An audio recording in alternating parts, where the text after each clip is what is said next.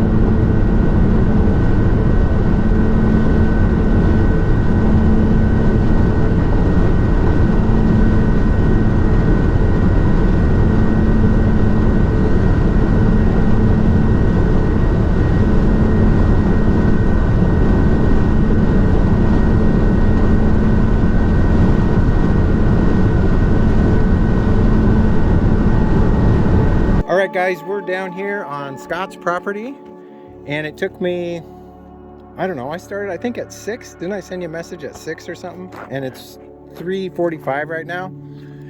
And so this is what we're after. We came down here to get this 6BD1 and Allison Transmission. And the most important part, as you guys know, is this bell housing right here. So this right here? Yep, that is the most important part. So we're going to make a feeble attempt here to get this big bad boy loaded up. I've had it off the ground, so onto the trailer, and we should be good to go.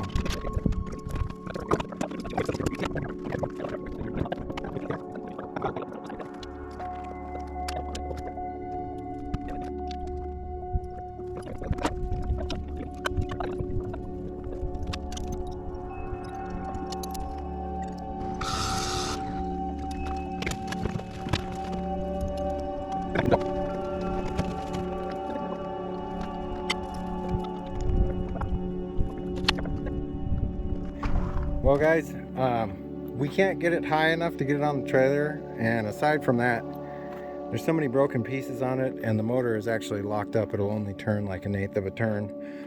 So now I'm just going after the transmission and that bell housing. That's what I need to make this project happen. So hopefully we can get that off of there. Yeah. Morning guys. It's about 5 a.m. I pulled over last night after driving for about 12 hours total yesterday, plus monkeying around with this guy to get this bell housing and flywheel and starter off. Yeah, something I want to say. If you're selling something on Craigslist or Facebook Marketplace, please try to be honest if somebody's coming from far away. I mean, please try to be honest in general, but if somebody's coming from far away, don't tell them that something's brand new and has 0 miles on it when the motor is locked up and all of the fuel lines are snapped off and every bolt and nut is seized on the motor. That's pretty unbelievable. The motor wasn't worth taking. It was locked up. It would only turn about 1/8 of a turn, and then something inside it was just trashed. So I took the parts that I really wanted from it anyway, which was the bell housing, the flywheel, the flex plate, the starter, all the nuts and bolts that go to that. And hopefully I can make use of that. It does have a 6BD, 4BD bolt pattern on it, but that's to be determined it is pretty big. I don't know if it's going to fit inside the Snowcat. I may have to trim it down. The starter is huge. It's about the same size as an LMTV starter, so I'm hoping they made a revision for the starter and made it smaller and all that good stuff. However, this morning I'm going to do a few preventive maintenance items, checking hub oil in the front hubs and motor oil and coolant and fluids and all that, and then we're gonna head home. We're about 400 miles out, but before we get home I got one important stop, and we're gonna go hang out with the guy who made Rusty possible by providing me with a power plant when I needed it the most. And he's got something that I gave to him that I'm gonna go get back, and hopefully he's available today so that we can take care of that right now. So stay tuned. Hope you're enjoying this video. I know it's kind of weird and short and different from the normal Adventures with Abel series, but I thought it was pertinent to put up. Here we are coming up to the Shasta mountain range here. I did some checks this morning, and my hub oil was low by like 4 ounces in each of the hubs, and I haven't checked those since we redid the shim pack and the bearings and the seals and all of that. And it was really cold this morning where I was at. It was freezing, so maybe it was just my impatience not wanting to wait for the last 4 ounces to come out. But I could tell coming up the hills last night that the hubs were getting noisier,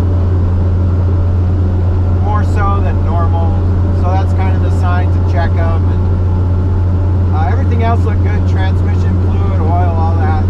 Abel's doing really great. I did get shafted in California for diesel that was $5 a gallon, but there is a biodiesel place coming up when we get inside Oregon, probably like 50 miles inside of Oregon, and I'm going to fill up there, and that will get me all the way home. So far I've only spent $200 on fuel, and the drive up here has been really enjoyable. The scenery is awesome, the sunlight, the fresh air. So I'm really happy I took this trip, even though the whole motor transmission thing didn't work out. I still got that bell housing, which gives me some options, and we'll kind of go over that when I get back home. We'll do another Rusty build episode, and I'll kind of show you what my plans are. But we're heading up. We got to make one stop in Salem, and then we'll be on our way back. So here's a friendly tip for you guys that own these trucks. Look at it. You see all this oil spray that's on the, it's on everything now, but don't freak out if you ever see this. Oil everywhere. All it is your dipstick popped out. If you look in there, you can see there's a mess. Most likely 99% of the time that's what it is. The best way to fix this is to keep some of this in your truck in a spray bottle and spray down your dipstick with this stuff once it pops out, and then clean out the dipstick area where it seats. And then you got to make sure that this is seated really well. This happens all the time. It freaks me out every time I see it, but it doesn't really do anything. And then you can also use isopropyl to spray everything down and clean it up. We're in the land of abandoned Isuzus. They're everywhere. Well, there's Abel. He's kind of in the way. Yeah. All kinds of fun, neat stuff everywhere. You guys remember our little friend, the Allison Transmission? Well, he has returned. This is the exact same one that I gave Ruben. And now he's back in my possession, and we're going to try to make use of him with this bell housing, flywheel, flex plate, all that good stuff. So, heading home.